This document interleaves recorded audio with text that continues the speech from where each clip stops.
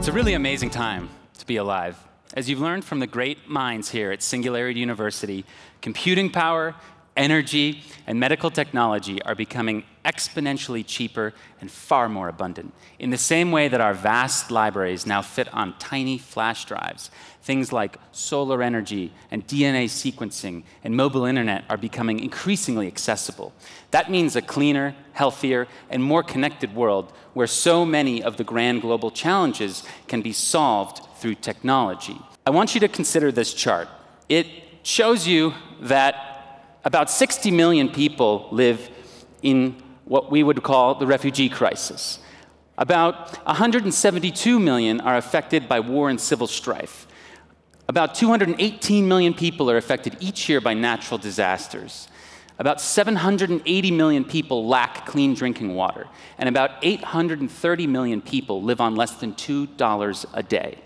But there's one problem that's even bigger than all of these problems combined, and that's the problem of authoritarianism.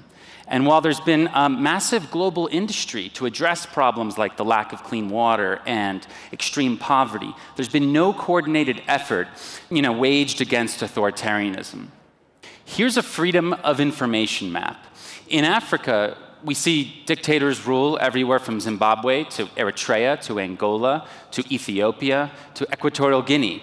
If this summit is designed to educate, empower, and inspire African leaders to leverage exponential technologies to improve their societies, then we must focus on governance. Think about the opportunity cost of dictatorship, the talent and innovation lost from 25 million North Koreans whose potential is completely asphyxiated. And then think about the billions of people around the world, everywhere from Eritrea to Zimbabwe, who can't pursue their dreams or collaborate with one another because they simply disagree with their government. So to future-proof Africa, I want to argue that we need to address the authoritarianism crisis. Over the past 2 days, we've thought really hard about how exponential technology can make our lives better. But we can't forget that dictators have stolen the rights and freedoms of more than 1 billion people using advanced technology like WeChat. China may be an extreme case, but even here in South Africa, smart sensors are on the rise. Think about Nests. Think about echoes. Think about medical implants. The Internet of Things is exploding, and we need to petition companies and governments to make sure that they protect our data and our civil liberties. We need to be loud about this. We can't risk getting left out of the conversation.